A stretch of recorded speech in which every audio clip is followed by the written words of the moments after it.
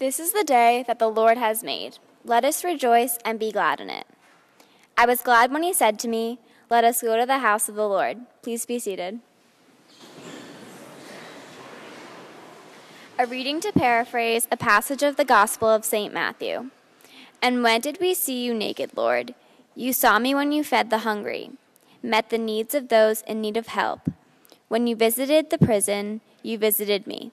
Here ends the reading of God's holy word. Introduction of Reverend Klein by Dan.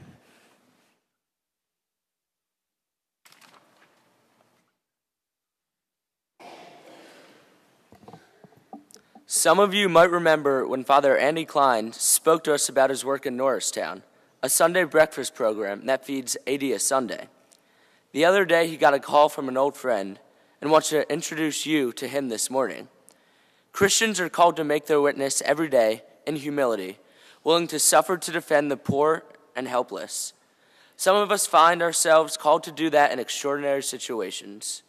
Please rise to greet my friend, Andy Klein.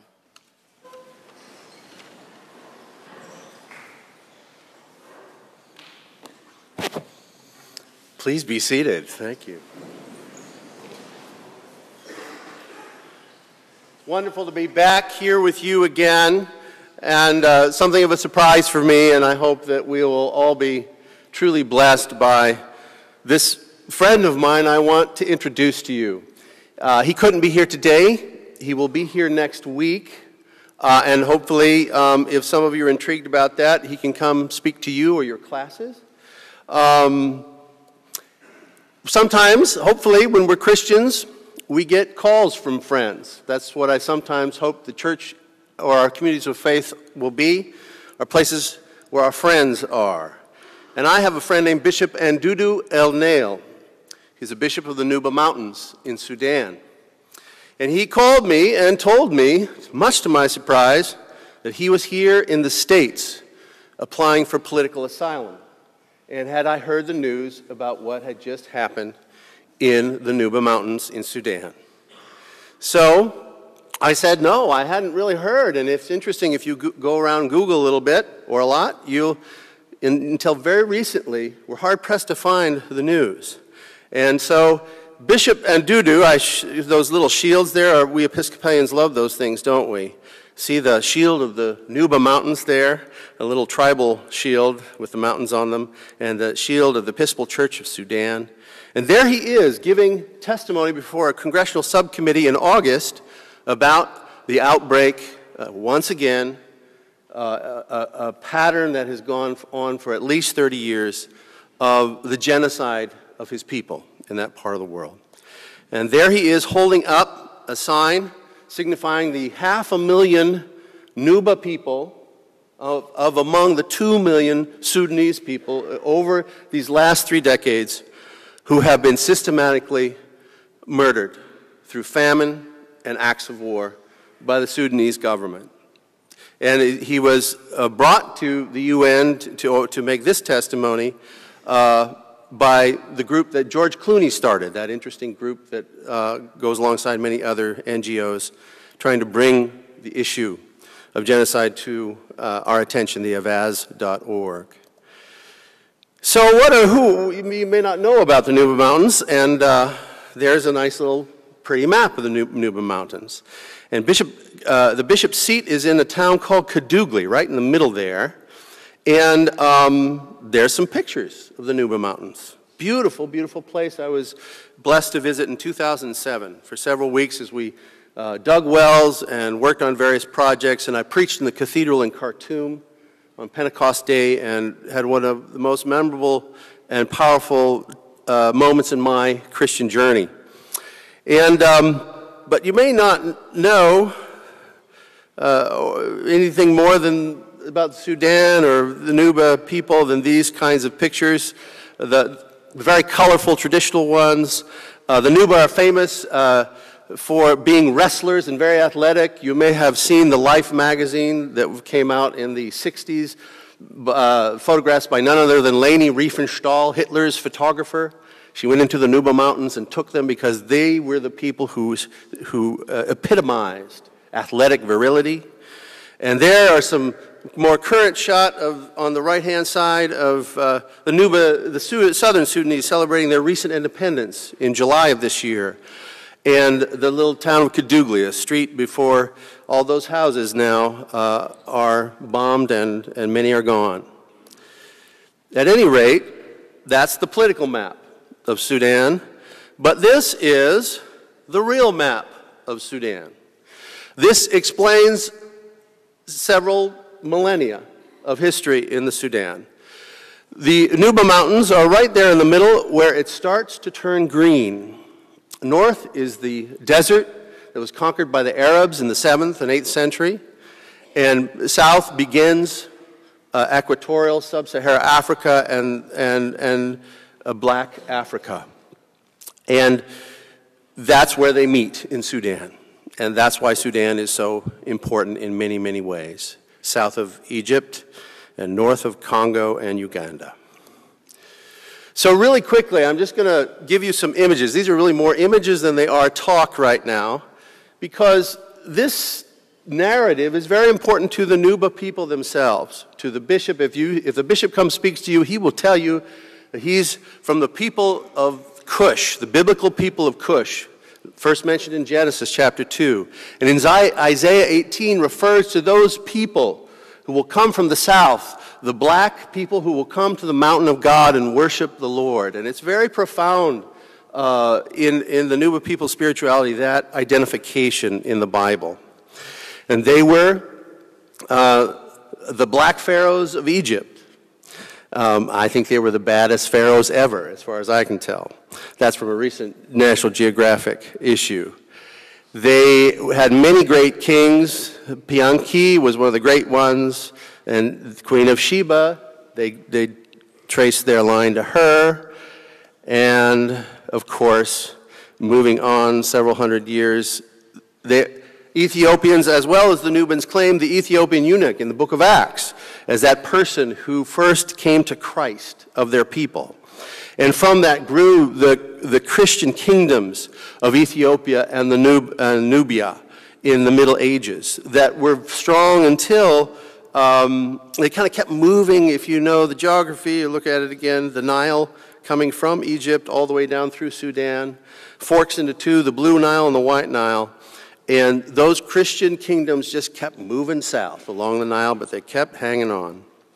But of course, in the 7th century and the 8th century, the great historical transformation was the rise of Muhammad and Islam and the Arab ascendancy.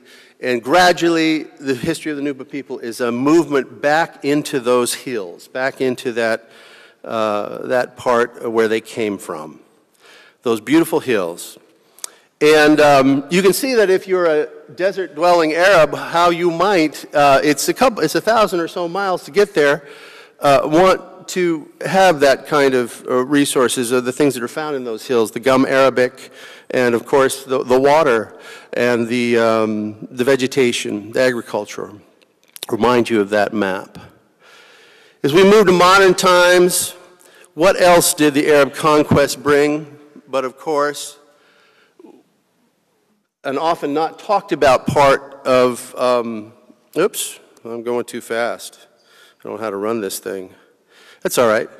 An often not talked about part of the history of slavery is that slavery, after it ceased here in the West, continued in Arab lands in particular. And the Arabic word for slave means black. That shows you for 1,000 years how tightly woven the slave economy was. And the nomadic Arab tribes would go down and raid and make slaves and build their armies from the backs of essentially the Nuba people. And that was one of the instincts and reasons why toward the end of the colonial era, aside from the race for all the resources in Africa, there was a really amazing story. Have you ever seen the movie Khartoum with Charlton Heston? You learn about Chinese Charles Gordon and the Mahdi, who were the original sort of Islamic fundamentalist warriors, and how they fought over Sudan and all of this stuff. And Charles Gordon went. He was a very religious man, faithful Christian, famous for quelling the Taipei Rebellion in China. And he went to what he thought eradicate slavery. He was an abolitionist. And of course he was killed. He was a Victorian martyr. And there's a picture of him. First picture down low to the left is Charles Gordon. And to the right, if we had time to go into the English colonial history, you see none other than Winston Churchill, who was a journalist first before he became prime minister, and a self-promoter of the First Order. And his first book was about the last cavalry charge of the British Army, called The River War, the charge that freed Omdurman and made the Sudan an English protectorate in conjunction with the Egyptians. So all that great colonial history is there. Fast forward 50, 60 years, Sudan becomes independent as the British let go of their possessions, and it is one of the, well, you know, Britain just left and didn't bother to shut the door in many of the places they were. And the southern part of Sudan did not want them to leave because they knew what was going to happen, and when they left, immediately the radical Islamic elements in the north expelled the missionaries. They began moving agriculture, mechanizing it, destroying traditional ways of making a living, and basically moved down to the Nuba Mountains. There are 3 civil wars in Sudan's history, if you can believe that. Beginning in the era of their independence in 1955 and went to 1972. The second one was from 1983 to 2002, and the third one is happening now. So the untold story, or the story that you only hear when you meet someone like Bishop Bandudu, is that during that time, of course, when people are oppressed and marginalized, they grow in their sense of identity. And so that is when the church became indigenous and African and grew greatly. And this is a picture of one of the first Sudanese priests in the 1950s as he's baptizing his people, having been trained in theological colleges in England and setting up a theological college there. Here's the modern timeline. Here's the modern timeline of where we are now. First Civil War, the discovery in 1978 of oil in Sudan, which is very important to what's going on now. All this takes 2 decades, but Sharia law is finally declared because of the various struggles in Khartoum, in the Arabic world. The power goes to the fundamentalists. The Second Civil War begins, and in 1989, a man named Omar Bashir takes control. And during this early period, you might remember the story of the Lost Boys of the Sudan or the child warriors in Sudan. All these pictures come from that time. I tried to get pictures from that time. But essentially, sadly, whether it's 1983 or 2011, it's the same pattern of an intentional desire to get rid of people who are in their way in terms of the Arab government in Khartoum. And so, again, let me repeat those figures. Over those 30 years, 2 million men, women, and children who are non-combatants, these estimates, have been lost, killed. 500,000 of those are Nuba. The rest are in the south, in South Sudan, which suffered grievously. And for all their suffering, of course, in July, they voted for their independence just this year. The story of the ceasefire and negotiations that brought the hope of a united Sudan together in the middle of this, of the 2000s, was a very wonderful story. Senator Danforth from our world came and met with John Garang and made everybody sit down, and there was this hope that they would remain a united country. But as we know, the whole revolt and genocide in Darfur broke out or was uncovered and revealed in 2006. And, you know, that's more current history. You probably know a little bit more about that. And through those events, the president of Sudan is wanted as a war criminal, as well as a man named Ahmed Haroun. Why are we talking Ahmed Haroun? It's interesting because in May, it's interesting how these things are timed. In May, just before South Sudan votes for independence, they have an election in the Nuba Mountains, which is always, the Nuba Mountains are in the middle, right? So they're always a pawn for everything. So they don't get their autonomy right away. They have to struggle for it and fight for it. And they're really under the North's thumb, especially since everybody discovered all that oil they're sitting on. And so they elect the governor, and who is the guy that is elected but announced about 3 weeks late, and it's all very suspicious? None other than the governor of Darfur, who's wanted in the International Criminal Court for genocide. So that's who's, the prisoners are running the asylum in the Nuba Mountains right now.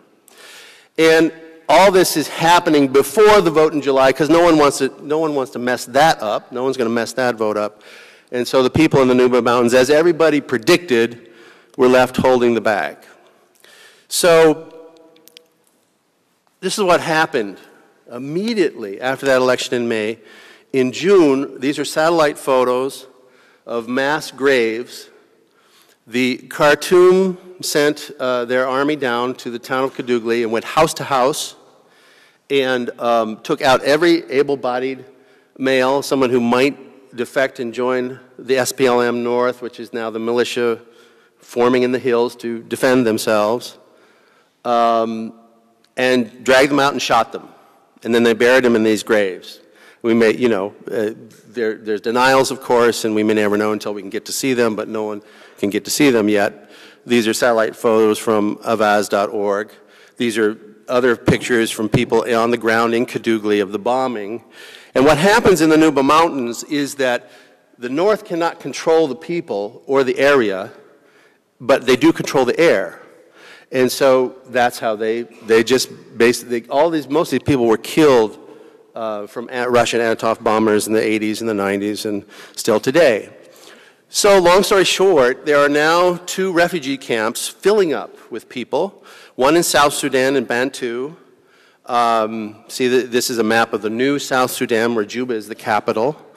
And that's got about, I understand, 75,000 people now. And now the fighting has broken out in what's called the Blue Nile, which is to the east toward Ethiopia. And there are 25,000 people in a new refugee camp there. And the bishop has come over here. He's wanted. If he can't go back, he's got an X on his back. And so here's some words from some testimony that were given recently. The civilian population of South Kordofan State, the Nuba Mountains region of Sudan, are currently subjected to a systematic campaign of aerial bombardment, artillery shelling, extrajudicial executions, arbitrary detention, and forcible expulsion from their homeland.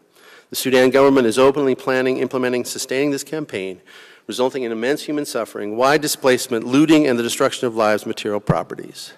Nice summary. This is from Brad Phillips, who works for a group called the Persecuted Church. He gave this congressional testimony, and this where it lists the numbers that I've mentioned, and and just the last paragraph saying, "Thank you, Mr. Chairman of this committee, for coming back to the table. And although we may be worried about our economy more than anything, or we're exhausted about talking about these parts of the world, people are suffering again. Another genocide is on the march." And so there's my friend, the bishop, my beloved friend, the bishop. His cathedral's burned to the ground. He can't find half of his priests. Hopefully the other half he can't find are safe and not dead. He's trying to set up churches in the refugee camps. He is applied for political asylum and visiting everybody he knows and getting the word out. So I appreciate your sitting here and listening. And Dan was going to interview me. That was a thought we had. And at this point, Dan was going to stand up and say, "Well, what do we do now?" Oh, go ahead, do that. What do we do now? No, there are many things you can do, of course, but of course to pray, to pass the word on, just to be aware, to know that this goes on, and that as we learn from these folks' inspiring example to survive, testify their faith, we learn how not to give up ourselves. And this is a really amazing thing. I didn't even know, when I talked to Reverend Squire, I didn't even know this was going on, but they have been raising money through some friends in California and a firm called Delta Energy who've created this mini, solar battery unit that hooks up on top, and many of the people who are, as in the old pattern, have gone up into these mountains, gone up into these caves and are living in the caves. But if they had these solar units, they could communicate. It would be a whole different kind of way to survive, a different kind of struggle. And so just very briefly, we don't have time to go into it, but these units cost $700 a piece, and we have free shipping from Samaritan's Purse to get them there, and all this good stuff. And we're going to say this. We're going to say this prayer at the end of our prayers today. I just wanted to thank you for letting me introduce you to Bishop Banduta, and I hope you meet him next week, some of you.